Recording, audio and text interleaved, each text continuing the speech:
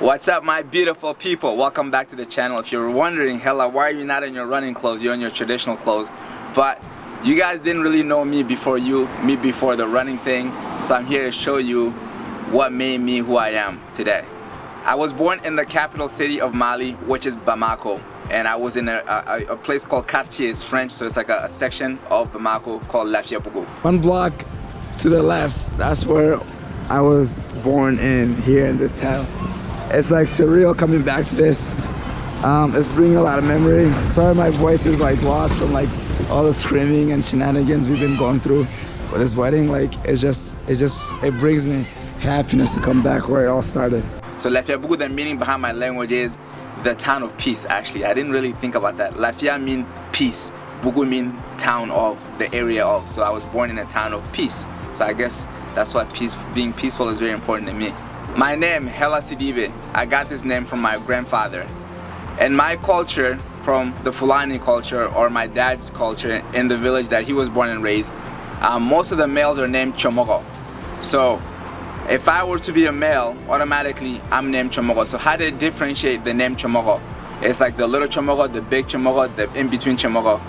Before I was born, my father had a dream, actually a few days or a few months, I'm not exactly sure, that I was supposed to be a male and I would be named after his father, whose name is Hela. This is where my grandpa used to sleep and my grandma. This is their little hut. My grandpa Hela, who I'm named after. So this is where it all started. So I was not gonna be a Chomogo anymore. Guys, could you imagine? You guys say, I say, what's up my beautiful people? My name is Chomogo. Welcome back to the channel. So that's how I got my name from my grandfather Hela. And I was the first one to have that name within all the kids that were brought up in the village. So now there's multiple Helas in actually Mali, but I was the first one to hold the name. I have 7 half siblings and 3 full siblings, and it's very traditional to have a lot of family members in Mali. It really is normal. So if you guys are like, damn Hela, that's a lot of people, but that's how it is in our culture. I grew up around everybody, all those siblings. When they say it takes a village to raise a child in Mali, it is definitely true. I was raised by other people in the family, cousins, uncle, aunts, and I spent time. My dad is from a village called Sicasso, and my mom is from a village called Sicasso, which is important later on. I've spent time in each village every other summer, so I got to be with family at all time. I think I was with family, more family members than actually my parents throughout my lifetime, and it was for a good reason. It wasn't that they abandoned us. A typical day for me in Mali as a child growing up, a weekend, is waking up at 6 in the morning because we have soccer practice, and then smelling the fresh dirt because people are like kind of like, we call it like sweeping the front house, and it's just dust. So you smell that, not that it's healthy, but I just remember that smell. We get to the field, we're running around in a circle, warming up, joking with our friends, looking forward to practice, and we get home and we have a fresh breakfast that our parents have prepared for us. I can smell the tea, and we put milk in it, we have baguettes ready, we dip in it and we eat it. I just have that memory, and then we spend the whole day now hanging out as friends in front of one person's house. Every weekend is in front of different friends' house, and we have tea. That's what we do, and we joke, we laugh, and we wrestle to see who is the strongest, who can put one's back to the ground to kind of earn our alpha, like we're the alpha of the group right now, as an all fun thing. So that's what I remember from my typical day in Mali during a weekend. The rest of the day is just literally just hanging out. It's all about hanging out with family and friends specifically. We're always together. So one thing that I realized with Mali, that we're the poorest, one of the poorest countries in the world, but the sense of nationalism, being there for each other, is just insane. It's just like, could you imagine how much fun we were having just being together? But over here, it's like you feel like you have to do stuff to have fun. But Mali, we just needed each other, and that's all we wanted, and that's all we needed to have fun and smile. I'm also here sitting with some of my homies. This is our future star. He got some injuries, so he's doing some treatment that I brought up for him. Also another homie. This is my place, this is my crib. I'm so happy right now. Food is very important in Mali. It's part of the culture. There's so many different kinds depending on what ethnicity you are, what village or what town you're from. We all eat together. We separate the male from the females. I never really understand that till this day, but all the males surround around one plate. We wash our hands, we all eat with our hands. There's no fork or spoon. We use our hands and we eat, put it in our mouth and eat. That's how we do, and I love that because you get more in your hands. And all the females, they do the same thing. And when you're not home, the beautiful part that I love about my country, no matter how much food it is, if you have to go work, they make sure there's a portion for you when you get back from work. It might not be sometime enough for you to be full, but they make sure that you never miss out. So we all eat together as a group. Every meal, we're talking about from breakfast, lunch, and dinner. The only time that you're not eating with everybody is if you're out working, they make sure that they put some aside for you. So I love that about being together. We're always together. Every day around 6 in the morning, the ladies in the house, they get up and go to the local market. Every town has a local market where there's fresh food that's being sold. People bring their goods from their farm and then they sell it for people to eat. So they go get the food and they cook. They all help each other, and the guys, their job is to go work hard and bring the money so the woman will get that. It's really funny, the culture. In fact, I've tried cooking before or washing my own laundry with my hands. They're like, that's not your job, that's our job as ladies. And I was like, no, I can do it. You don't have to be labeled and say, just because you're a woman doesn't mean you have to cook for me. You have to wash my laundry for me. I'm doing it. So it's almost, I was sad because I'm like, I hope these women in the house don't think that that's only their responsibility. It has to be both of our responsibility, the men and the ladies. So it's very separated. The ladies, they do the cooking and the cleaning, and the male, they go out and then they earn the money and bring it home.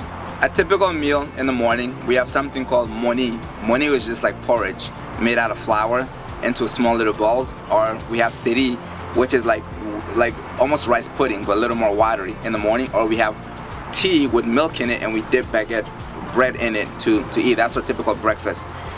There's other traditional snacks like furu, which is like a dough fried. And the lunchtime is rice, anything with rice. We're talking about, we have peanut butter stew with rice. We have something called nanji, that's like a tomato soup, like stew with meat, some kind of meat in it with rice, or beans. And at evening for dinner time, we're talking about, we have like macaroni, beans, couscous, and we have all these different meals, but rice is the center of everything. You have rice with every meal pretty much in Mali, and I think that's why I'm addicted to rice. I love rice. Rice is a big part of my diet. During the day, between meals, especially in the like early afternoons, you'll see people walking around with fruits on the top of their head, basket, fresh fruits. It's the best feeling in the world, guys, when you can eat fresh fruit every single day. Mangoes, oranges, bananas, grapes. They have avocados. They just walk by locally. So if you want to eat something, just sit in front of your house around 4 p.m., 5 p.m.-ish. You'll see people walking by and selling their food. And then it's every single day, anywhere you go in Mali. I've got to experience everything in Mali, from the capital, which is a little more civilized, you would say, to the villages, which is like a little behind. And I noticed the differences were the food we eat and then the water specifically we drink. We had a thing called robinet, which is basically a faucet. You can have water. And in the villages, not everywhere have that. They have wells. The well is not the well in the United States. We're talking about there's a hole on the ground. You're putting your bucket in and you're pulling out your water yourself.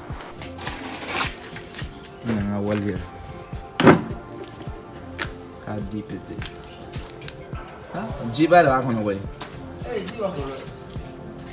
This is a well, guys.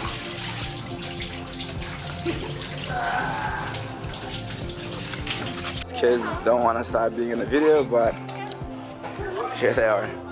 So as you can see, this here is kitchen. Over here we have an in-ground well. We also have a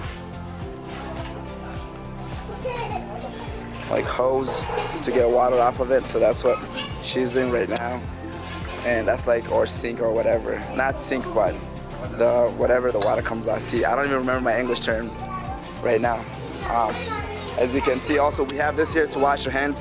Everyone uses it. This is especially for the maids, so when they're working, they're cooking and everything, they gotta wash their hands before they touch anything. And when we travel to the villages, we're very instructed, carefully instructed, be careful with drinking certain water so we don't get sick, because not every water is clean.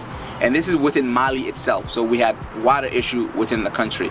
And coming from the United States visiting, and I can't even drink the water in the capital because it's different. It might get my stomach upset or sick. So water is a huge, a big problem in my country. Water is the big subject for this video. My intention always was to have a big nonprofit or work with one that we can help anyone in the world that needs help. 100% of the proceeds going there to help those who are in need. Charity Water reached out to me and wanted to work with me, and the best part about this is they are working in Mali. So they're having this campaign in September.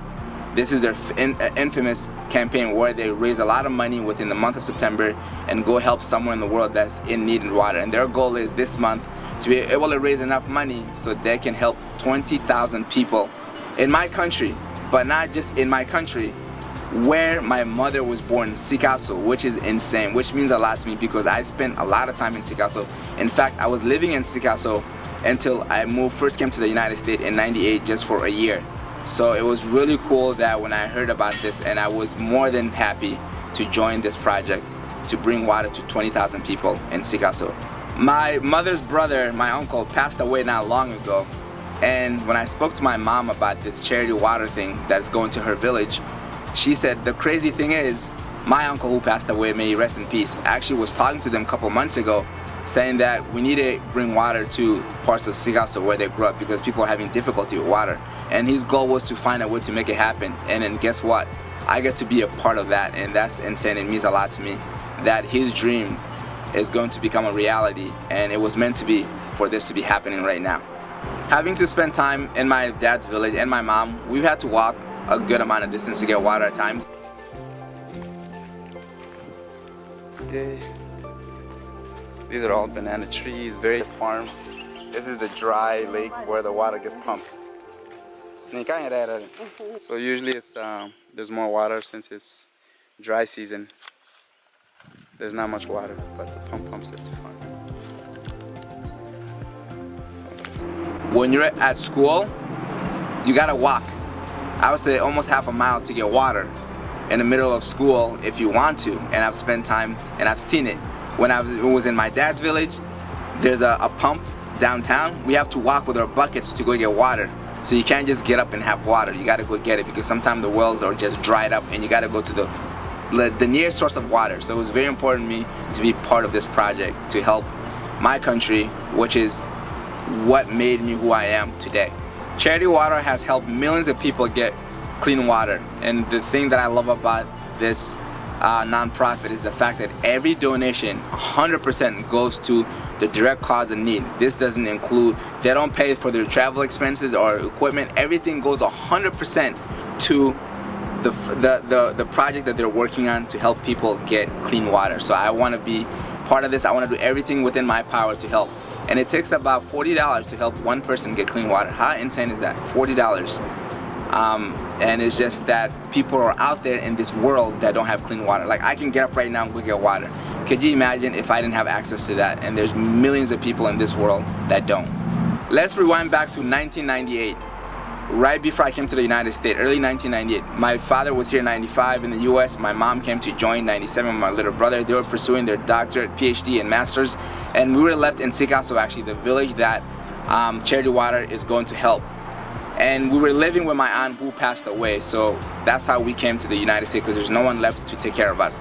So if I didn't come to the United States, I could be a person right now that's in need of water in Sicasso, because that's the reality of it. That's the place that need water right now. And thinking about that, it kind of hits you, because I could be a person right now in Mali, in Sicasso, who doesn't have clean water to drink, which is something that I feel every human being on this earth, it does not matter where you're from, where you're living right now in this moment, should have access to clean water to drink, to be able to cook with, to eat, and to be able to clean yourself if you need to. I wanted to bring you guys today and tell this story because I am part of the campaign, the September campaign, the project to help 20,000 people in Sicasso, Mali, to help get clean water. I'm going to leave the link below for you guys to check it out, and then I have my exact unique page. You can go on there and look at it, and you can go look at the main page for Charity Water. And I always say $1 goes a long way. I even thought to myself, I have all these subscriptions, like I have Netflix, I have this and that, and the money that I'm spending on that in a month, I could just one time put it toward helping one person get clean water. And it's crazy to think that's all it takes. So I'm leaving the link below. This is for anyone that's able to help, And if you can't, just share the words, because sometimes word traveling is a huge help than not saying, than staying silent and ignoring the fact that there's people out there who are in need of help. So I hope you guys join me. And there's a saying, if you want to go fast, go by yourself. If you want to go further, go together. So I feel like when we unite, and that's an African proverb. It is an African proverb. Thank you. Shout out to the camera lady. If we unite together as one, there's so many things we'll be able to accomplish. And people say the sky is the limit. Forget that. Even the sky won't be the limit. We'll be in the galaxy. We'll be in the Milky Way. I don't even know what I'm talking about, but the sky won't be the limit. I promise you guys that. Always remember, together we'll go far. I hope you guys enjoy this video, and thank you so much for those who have sit in front of your computer or yourself or in front of your phone to watch this whole story and listen to what I have to say to you guys. I always appreciate every single one of you, and let's work together and make this world a better place, one day at a time, one drink at a time. I love you guys. I'll see you in the next video. Take care. Bye.